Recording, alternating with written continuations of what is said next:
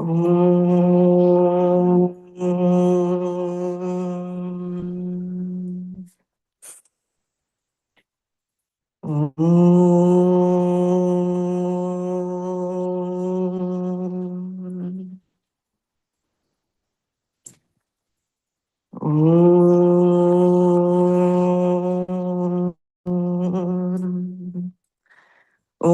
Sahana Vavatu Sahanau Bhunaktu Sahaviryankaravavahai Tejasvinavadhitamastu Ma Vidvishavahai. Om Shanti Shanti Shanti. Narayanam namaskritya naram chaiva narottamam devim saraswatim vyasam tato jayamudirayet. Wishing everyone a very happy and blissful star birthday of our Puja Gurudev.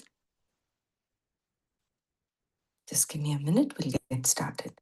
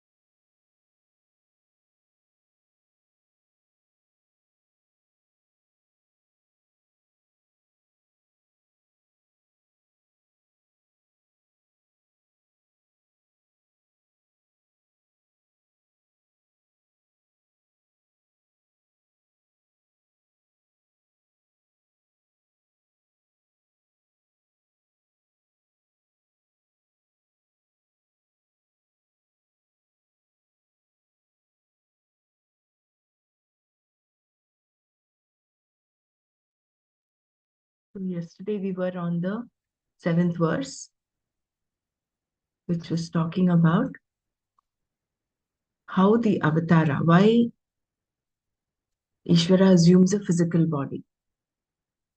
Yada yada hi dharmasya glanirbhavati bharata abhyuttanamadharmasya tadatmanam srijamyaham. O Arjuna, whenever there is a decline in right living and an increase in wrong living everywhere, I bring myself into being, assume a physical body. We saw in the previous verse that Krishna's birth represented the concept of avatara.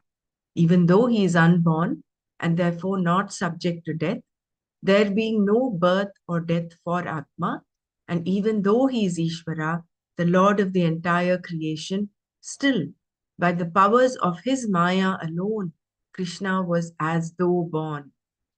Without being subject to his own dharma and adharma, punya and papa, he was as though born in this particular form.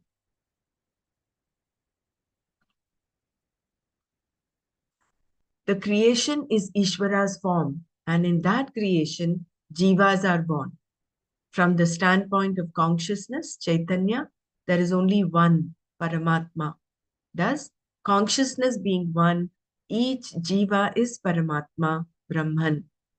From the standpoint of someone who's looking at the world, however, the one becomes the many, and there is difference between the jiva and Ishvara, the Lord.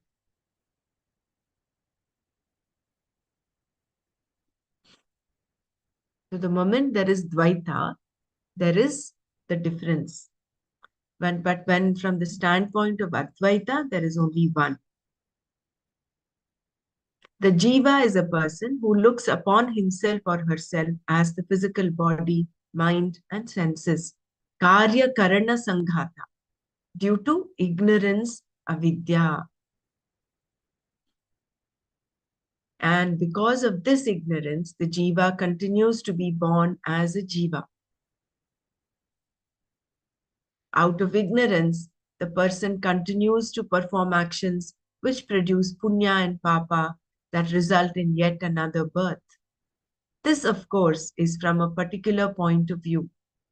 As a jiva, you look at the world and at yourself, seeing differences where there is none.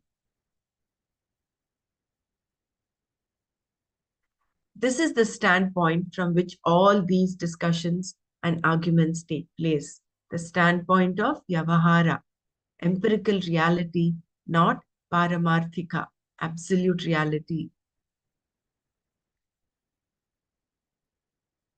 So, from the point of Vyavahara, when you look at the world and see how you are caught up, how one is caught up in this world because of avidya, because you see, and because of avidya, you see the differences. So, the whole arguments, these discussions and arguments are all from that standpoint. We say that Jiva is one who is born because of his own karma, whereas an avatara is one who is not born because of karma. Otherwise, the avatara would be a karta, a doer, and being a doer would have avidya. If this were the case, the avatara would be a jiva, not Ishvara.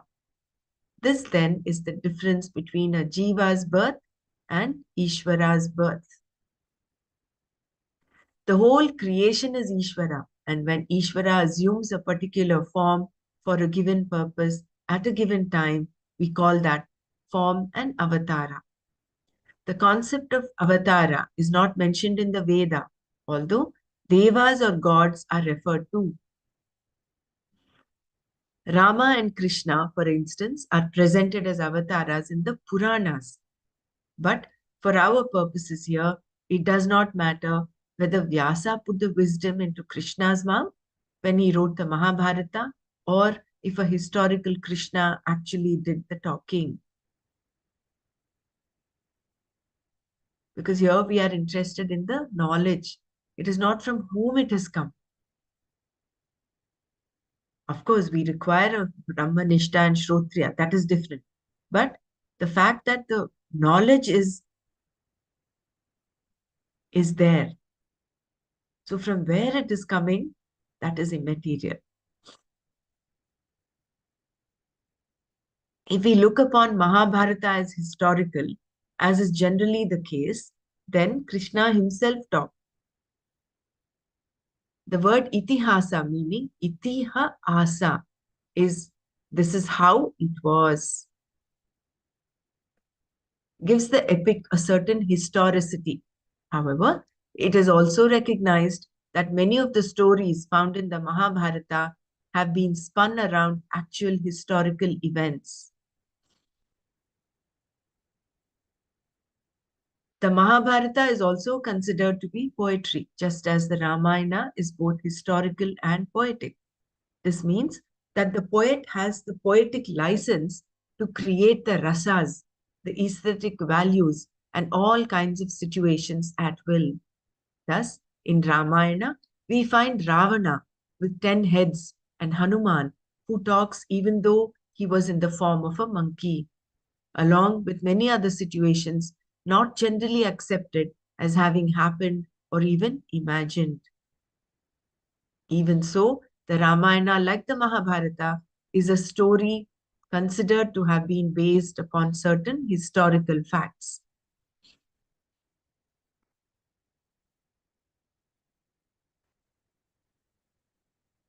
Can we continue? If anyone wants to pause, repeat?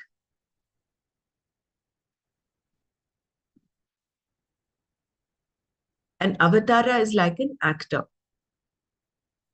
Krishna. Jai Gurudev, Yeah. as we are creation of the Brahman, then the Krishna is a creation of our ours, because he comes out of our prayers and all, right? So can we say that? He is not our creation in the sense he is he has come out of his own accord, yes, but because of the prayers of all of the devotees. So that is the upadana karana, that is the substance from which the prayers form the punya by which he is born. He doesn't have any punya and papa accrued to him. So that is why this avatara is also a concept. It's the avatara vada. Just like how Maya is a concept. And we go with the Shraddha. Similarly, avatara is not Jiva Srishti. Jiva Srishti to a certain extent because it is Pratibhasika. But he as though comes, takes a body. That the body is Pratibhasika. But Krishna is such, the knowledge principle that is Krishna, not Mr. Krishna with the peacock feather. Mr. Krishna, who was born to Devaki in a prison and all of that, is that as though that happens, and that is Pratibhasik. That is our Jiva Srishti. But in essence, Krishna is none other than Brahman. Like you and me are none other than Brahman. It's just that he knows it, we don't know. He is aware of that, we don't. So before we go on to this avatara like an actor, let us just, out of what we have understood the last few times that we've repeated the avatara and the different realities, let's just put up the differences between an avatara and jiva, right? That will help us understand better.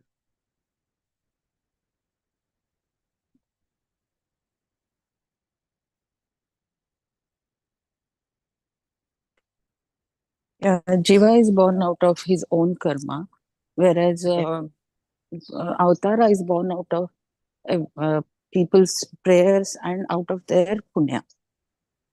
Right. But he does not have any karma of his own. Avatara is Ishvara taking a as though human form. Whenever there is a requirement, when there is a decline, that is what this verse says. He says, Yada yada hi dharmasya glanir bhavati bharata. Apyutthanama dharmasya tadatmanam srijamyaham. So I take birth, as though take birth, as and when there is a decline in right living and an increase in wrong living everywhere. Everywhere.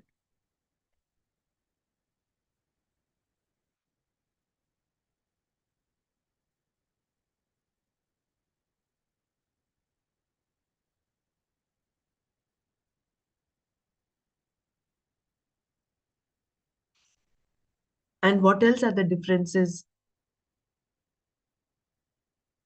The avatara is all-knowing, does not come under punya and papa. He is not governed by dharma, dharma, punya, papa. Whereas the jiva is. The jiva is ignorant of his own. He thinks he's limited. He identifies with the karya karana sanghata, the whole thing, the body mind equipment. He is still in the mind, therefore he is in samsara and he continues to have birth after birth. Whereas an avatara is the no mind, is the knowledge principle, is all knowing. He has all the three powers. What is that? The absolute knowledge, an absolute desire to create. Jnana Shakti, Kriya Shakti, and And yeah, Ichha Shakti. Ichha Shakti. Kriya Shakti. He has the absolute power to create. That is why the whole creation is his. The whole creation comes out of Ishvara. And I believe, as rightly told by Sri Ramakrishna Paramhams, to look at the Ishvara, we don't need the lens of our mind. You have to look at the mind. Another difference is he's Maya Pati and we are Maya Dasa. The very Right. basic difference. Right.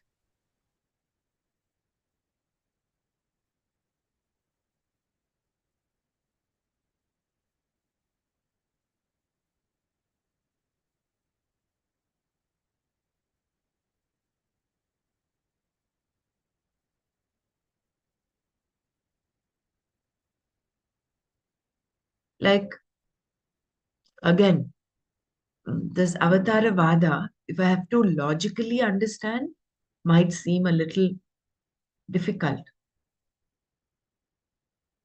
How can it be Jiva Srishti? It is Jiva Srishti in that it is as though. But actually, that is why it is said, Vyasa he need not have had Krishna to give this knowledge when he wrote the Mahabharata. Knowledge is knowledge.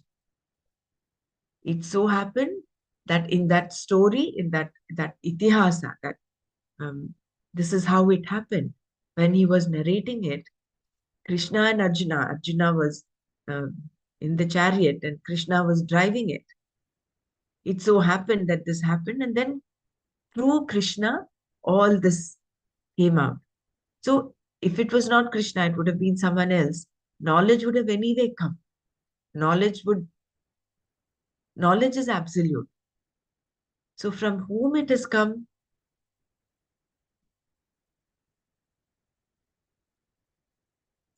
as long as that who is a Shrotriya and Brahmanishta. That of course, that eligibility is there. But what is the knowledge is already existing. It is not that it is created. That is why to whom it has come, whether it was Krishna or someone else, or Vyasa himself, it could have been Vyasa Uvacha.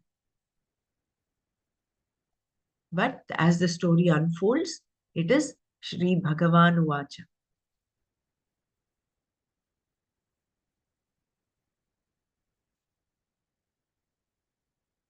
So, for our understanding, if we suffice it to say that Avatara is born of the collective prayers of devotees when there is a decline in right living, based on the time and need, based on the need.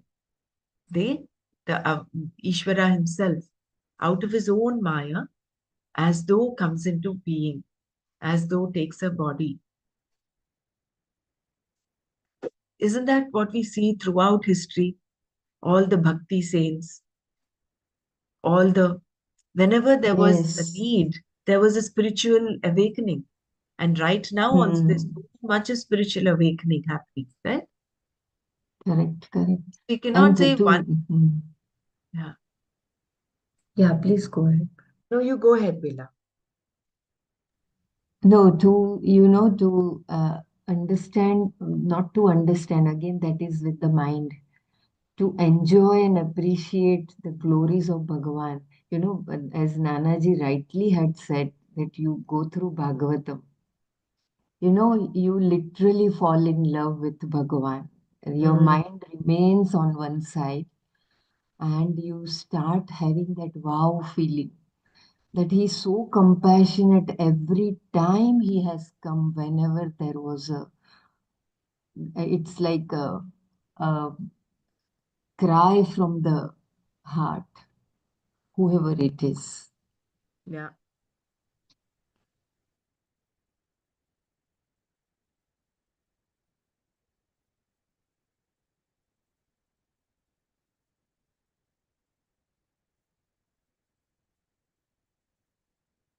See, that's the power of prayer again. No? prayer is such an important aspect, even in Patanjali Yoga Sutra, that surrender. So when you cannot handle it, what do? You just pray and surrender.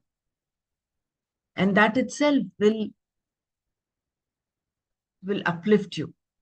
At least you will feel freedom from having to take the whole burden of whatever problem you're going through. It is as though you have submitted it to a higher power,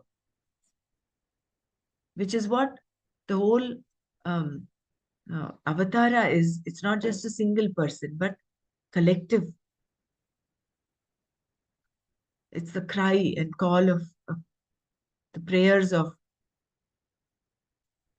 all the Samishti devotees together. And that is what is depicted in the Puranas. So, although that is what Swamiji makes it clear here, in the Veda, there is no mention of Krishna and Rama, although gods and devas are mentioned because of the various rituals and homas and all that, but they are mentioned in the Puranas.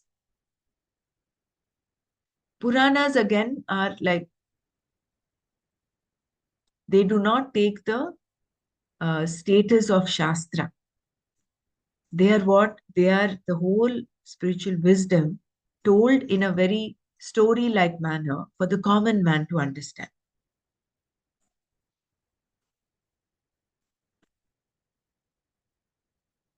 So we cannot quote Puranas when we're talking of Shastra.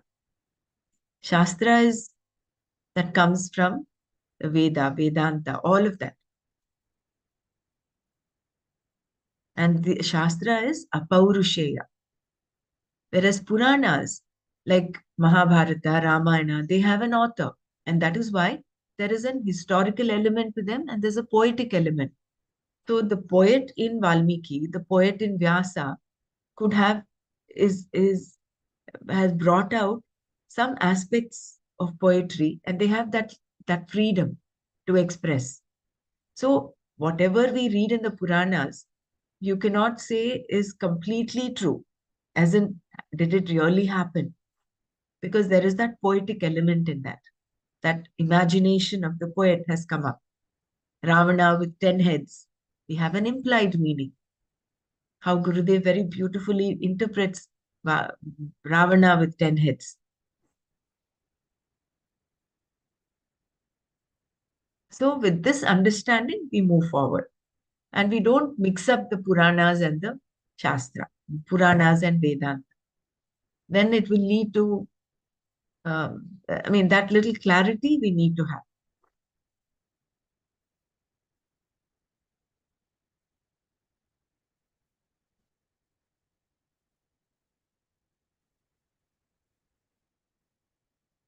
Can we move on?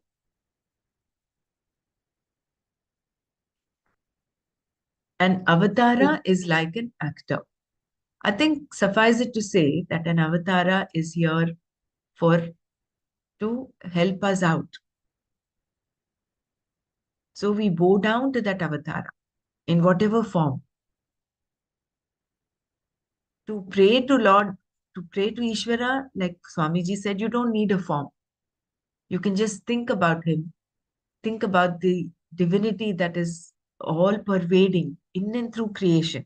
So even in a stone, even in water, even in a leaf, when you see the Lord in all of the creation, that it's enough, that's enough. But for an avatara, it requires an as though form.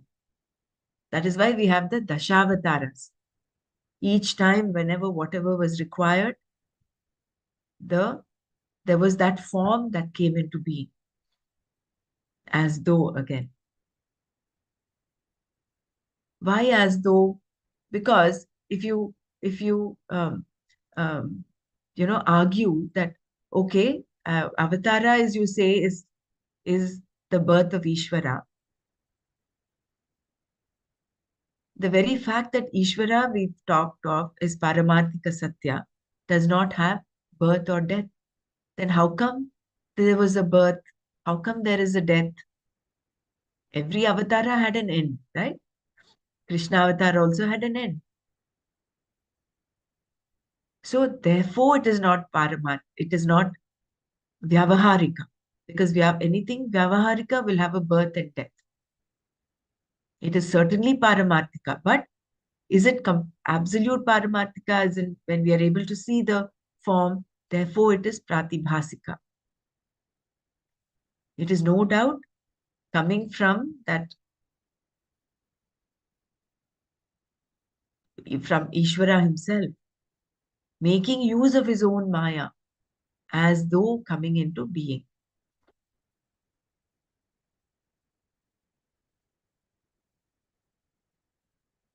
Yeah, I think if we still have some little questions or lack of clarity, I think all of us have, to some degree, some amount of, lack of understanding or clarity on this. We can always, I will check with Nana, and we can also check with other sources, and then we come back with greater clarity on this. Yes, And Brahmaraji, please do call Nana ji once. yeah, we'll check that out. An avatara is like an actor. Krishna then is presented as an avatara, which is something like an actor who appears on a stage. The actor knows very well that he is not the role. Since Krishna knew he was playing a role, his birth can be considered neither paramarthika, absolutely real, nor vyavaharika, empirically real. Thus, in terms of orders of reality, there is only one possibility remaining to account for an avatara, pratibhasika, albeit a different type of pratibhasika, because the avatara knows he's playing a role that is not real, just play. I'll repeat this again. Krishna then is presented as an avatara. So, avatara is like an actor. So this is another angle, and maybe it'll help us uh, get us more clarity on this, which is something like an actor who appears on a stage. The actor knows very well that he is not the role. Since Krishna knew he was playing a role, his birth can be considered neither paramarthika, absolutely real, nor vyavaharika, empirically real. Thus, in terms of orders of reality, there is only one possibility remaining to account for an avatara, that is pratibhasika, albeit a different type of pratibhasika, because the avatara knows he's playing a role that is not real, just play. Let's give me 1 second, huh? Just be back.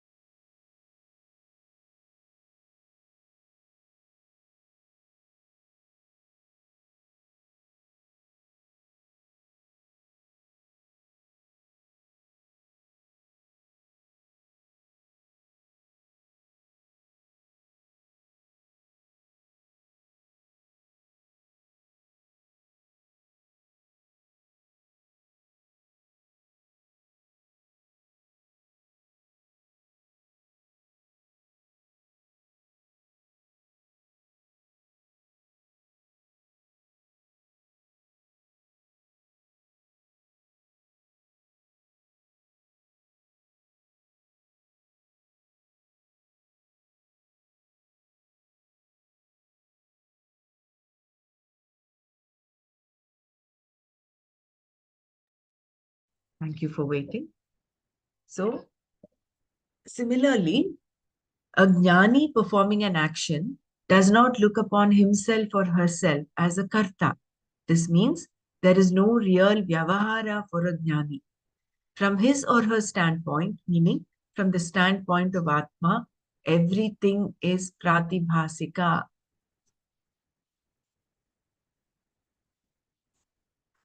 Similarly, I'll repeat this, a jnani performing an action does not look upon himself or herself as a karta. This means there is no real vyavahara for a jnani. So vyavahara we understood is when is with this from the standpoint of a jiva, he is a doer, he is a karta and a bhokta. And that is why he continues to accrue karma and the samsara cycle continues. Whereas for a jnani, he does not consider himself as a karta. So from his or her standpoint, meaning from the standpoint of Atma, everything is pratibhasika. Everything is only a projection. It is as though. That is what we understand by pratibhasika, isn't it? It is only a projection. It does not have any real existence.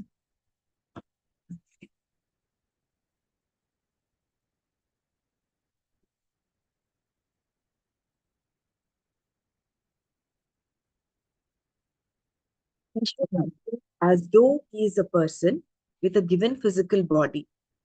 What he does, of course, is in the realm of Vyavaharika. But from his standpoint, from the vision of Ishvara, an avatara is purely pratibhasika, purely maya. This is like a magician who makes things appear by his or her own powers. For those who are watching what the magician is doing, everything is real. But for the magician, it is all maya, magic. Because this is the kind of birth being discussed. The questions when and why naturally arise. The questions about when and why, such as when is Ishvara born? How often is he born? Is he born daily? Is he born every century? Or is he born every other day in different places? And how is he born? For what reason is he born? Are addressed in this verse, the next. I think all our questions that we were all having are coming up in the text as we read, right? So I think now it is clear how there are only three orders of reality. Avatara is not, cannot be paramarthika because there is a birth that you are able to see, so to say, and there is death. He is not vyavaharika because he is not the karta. So then what is it? You can only slot it in the pratibhasika.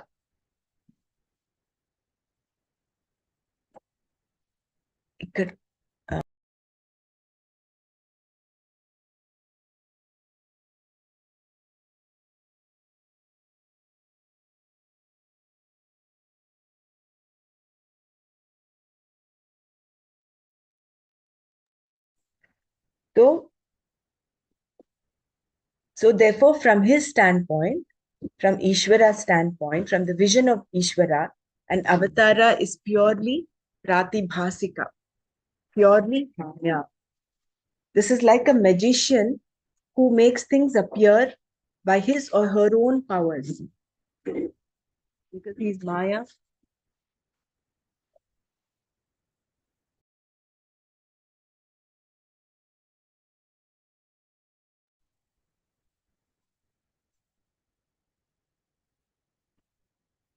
So he is like a magician who makes things appear by his or her own powers.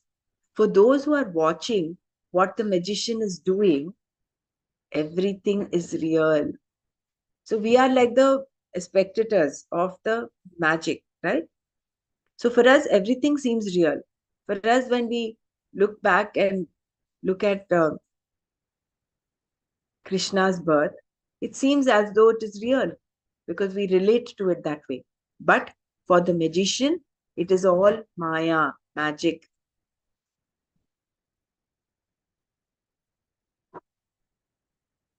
I think, Rinal, you had mentioned, right, that this whole creation is like a dream of Ishvara. Our own dream is Pratibhasika for us, right? That is the example of Pratibhasika, is like the dreams that we have. Similarly, the whole creation. Jai Gurudev, I just Yeah. missed what you were saying. No. You had mentioned some time back that the whole creation is like the dream of Ishvara. It's Pratibhasika. It is as though, isn't it? Yeah. So you said it's not Paramarthika and because of the body, as though body, right? Yeah. Okay. It is Yeah, not the illusion. Paramarthika. Sorry, go back. Because if it is Paramarthika, Mm, there is no birth, no death. right. He is born. Mm. And no body. And no body. Mm. There's only one. And where will you put the body then? Right? Mm. It is all encompassing, omniscient, Yeah. all pervading. That is Paramarthika. Mm. Right. I mean, it gets so interesting, it's so beautiful. And if not for this Guru Parampara, where would we be? If we are trying to understand this from our own little perspective? It is thanks to teachers like Swami Chinmayananda, Swami Dayananda, who is his disciple, whose text we are reading, whose teachings we are reading right now, and our own Gurudev for bringing in that clarity. Very complex concepts are broken down and presented in such a way that are easy for us. An easier way, I mean, this is about Vedanta and Mahabharata, but when Vedanta and Bhagavad Gita.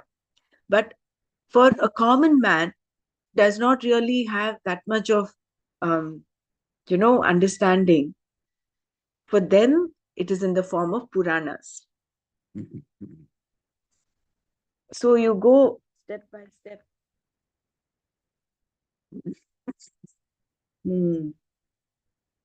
So because this is the kind of birth being discussed, the questions when and why naturally arise.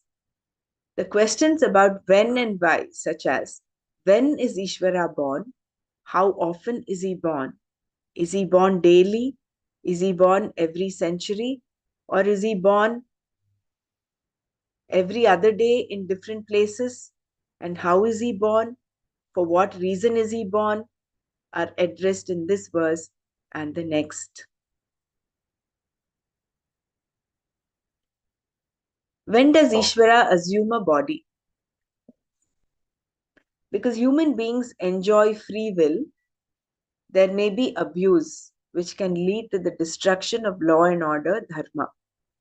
When this destruction occurs, a person can no longer follow legitimate means for achieving legitimate ends.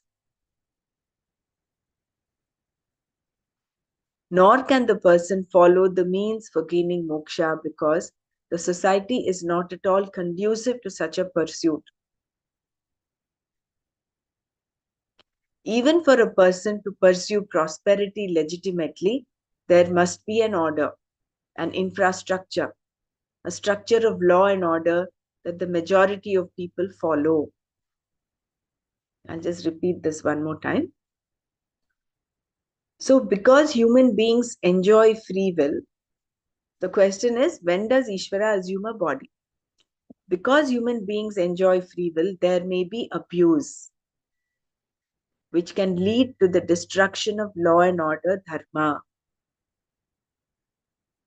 When this destruction occurs, a person can no longer follow legitimate means for achieving legitimate ends. Nor can the person follow the means for gaining moksha because the society is not at all conducive to such a pursuit.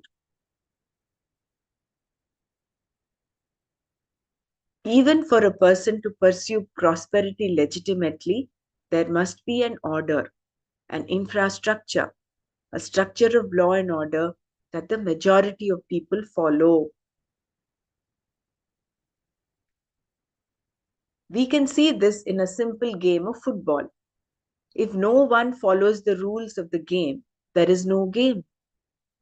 Suppose the players dispose of the referees and blow their own whistles whenever they are not winning. How can there be any game? There is no football played. There is only a free for all. Similarly, the game of life cannot be played and enjoyed if there are no rules. In the home itself, certain rules are required so that daily life can proceed in an orderly way. And if these rules are not followed, there will be no home, only a mess. Society is the same. It is true that there will always be some foul play, as there is in any game. But if the majority of players refuse to follow the rules, the problem becomes enormous and cannot be ignored.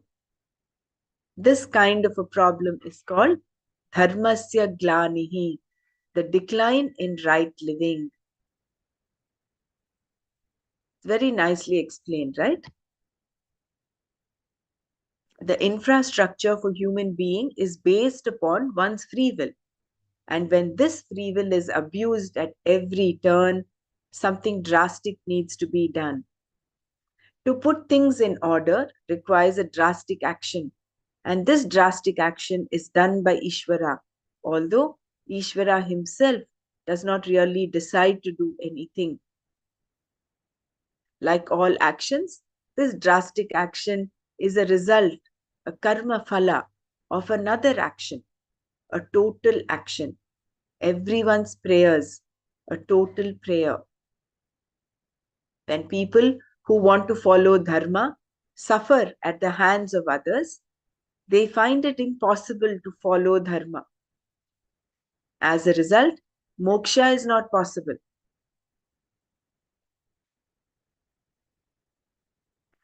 When such a situation occurs, everyone prays because they want something to be done.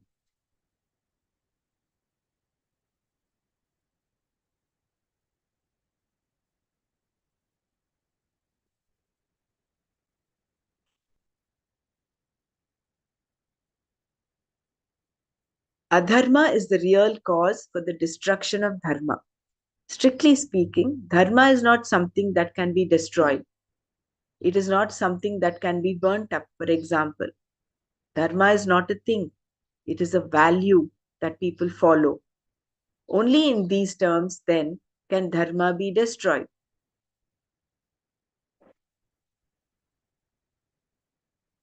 If people do not follow dharma, then dharma is said to be destroyed. Dharmasya glanihi bhavati. Also, the cause for the destruction of dharma is not merely the failure of people to follow it. All that really happens if people do not follow their dharma is that they do not get certain results. The real problem here is that when there is any decline in dharma, there is always a corresponding increase in adharma. If a person is not following dharma and cannot remain quiet, what will that person do? Such a person has to do something, and that something will be adharma since the person does not follow dharma. This then is what really brings about the destruction of dharma. If the law and order are not followed and if values are not respected, an increase in adharma, adharmasya abhyutthanam, abhitaha everywhere, utthanam rise. So abhyutthanam is rise everywhere. So when one doesn't follow dharma, then there is an increase in adharma. Dharmasya abhyutthanam bhavati will be the natural result. There will be rampant, flagrant adharma everywhere. This means that people will be following adharma, not dharma. What then can be done when such a situation occurs?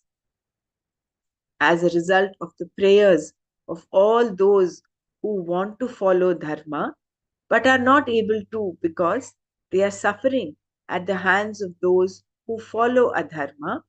Ishvara assumes a particular form, and that assumed form is called avatara. This concept is not important in the understanding of Vedanta. However, with reference to this particular verse, one does need to know that there is such a thing as avatara, just as one needs to know that karma can be in the form of rituals, prayers, and so on. What they are, how they are connected, and so on are to be understood. Vedanta itself is nothing more than Tattvamasi.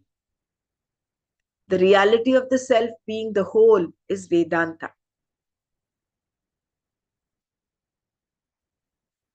And everything else is brought in to support one's understanding of this fact. Krishna himself presents the concept of avatara here by saying, then I bring myself into being in a particular form. Tada atmanam aham srijami. This is where immaculate conception comes in. Even though it was known that Krishna was born of Devaki, his statement indicates that he willfully entered into this particular body. We find in the literature that Krishna, who was essentially none other than Vishnu, was also born out of a pillar on another occasion, Narasimhavatara. Therefore, his births are definitely not the result of Prakriti. They are not the product of chromosomes inherited from the parents. Krishna clearly states here that he brought this particular physical body into being by himself. Having said that he assumes a body when there is a decline in dharma and a rise in adharma, Krishna then goes on to explain why he does that, why he does this. He says, Paritrana Paritranaya sadhuna vinashaya cha dushkritam dharma samsthapanarthaya sambhavami yuge yuge. For the protection of those who are committed to dharma and the destruction or conversion of those who follow adharma, and for the establishment of dharma, I come into being in every yuga. I know I went through reading without repeating anything, so I will just go through this one more time from where I left before. When does Ishvara assume a body? Before that, does anybody want to share anything from this understanding?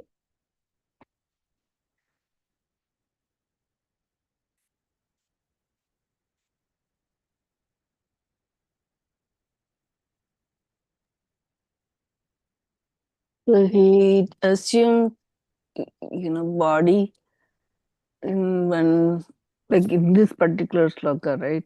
He taking in the avatara, which means as though body. He comes into being to protect people, like when the adharma is growing, really uh, bad in the sense like flagrant or very much, and with the prayers of people who is dharmic as well as devas, and because of the request also the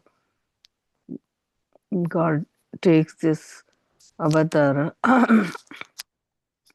assuming this body coming into the world.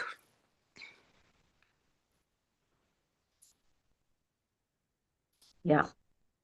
But then we talked about all that why avatara doesn't fit in this what do you call paramarthika, because one you said like he's not born and dying and not taking the body, so he's not that paramarthika thing. What do you call that realities? Paramarthika reality. And then the Vyavarika is like he's not born of karma because of karma. So he's not Kartritva or Bhoktritva. So he's not that. So he's more like Pratibhasika. Yeah. He is the magician creating the magic. Yeah. Whereas we are all looking at the magic and thinking it is real. He knows it is only magic. He knows he is not the body. And therefore, he is not born out of the chromosomes of Devaki and Vasudeva. That is why he does not have any of their, so to say, he's not handing it down. He's not there in that lineage.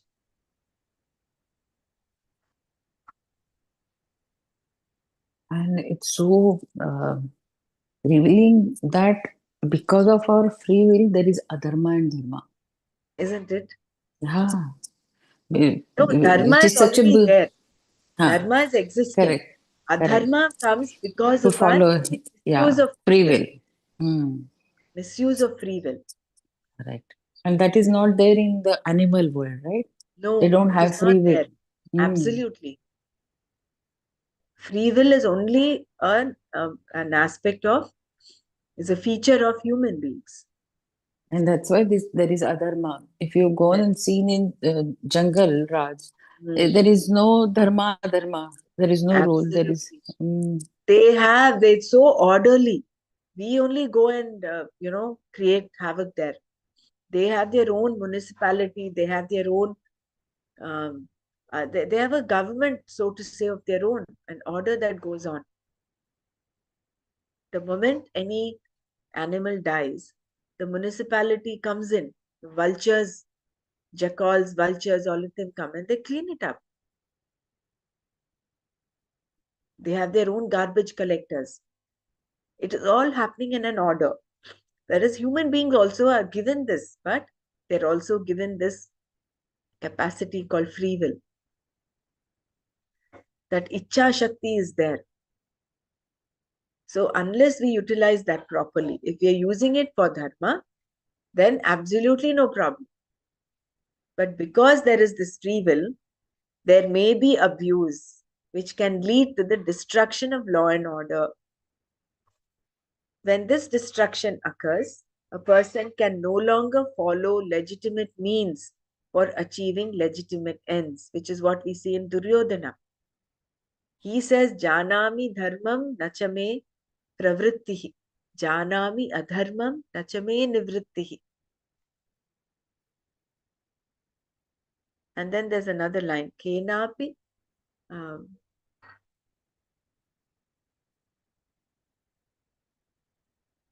Yeah, that one thing I forgot. But the second line, I And there don't. is one sentence you read, because there is a increase in adharma, there is a decline in dharma, something like that, or vice Yeah, versa. correct. Vice versa, right?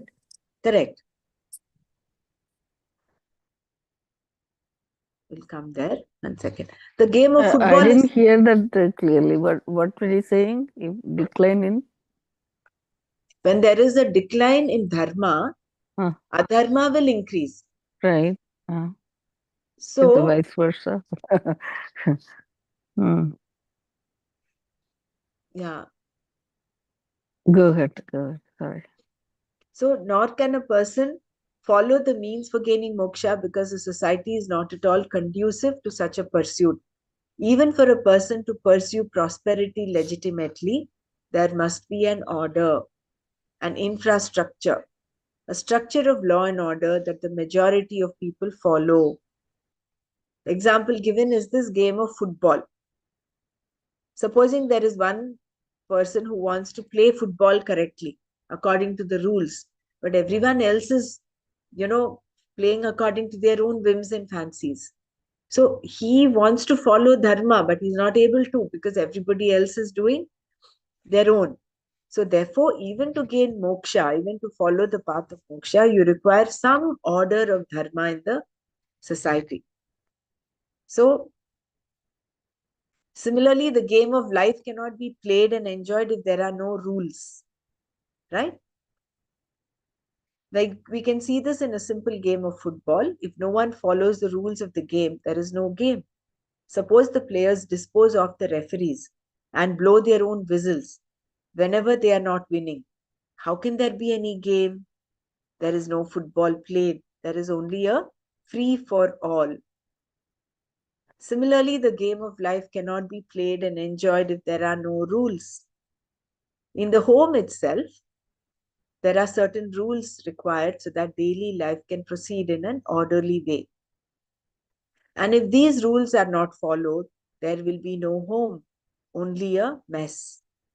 Society is the same. It is true that there will always be some foul play, as there is in any game.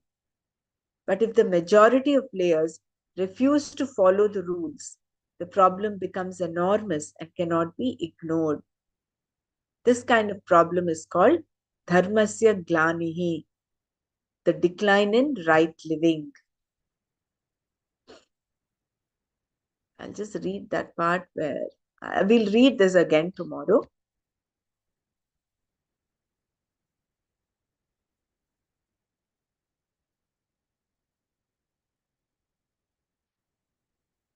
See, the real problem here is that when there is any decline in dharma, there is always a corresponding increase in adharma.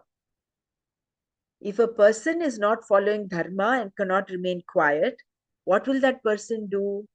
Such a person has to do something, and that something will be adharma.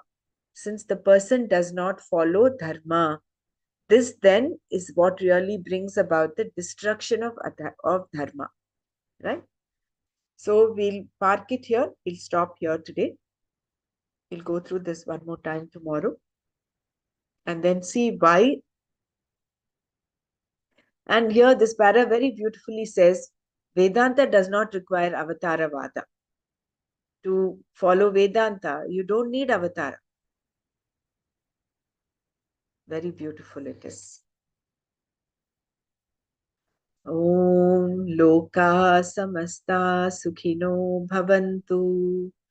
Om Shanti Shanti Shanti.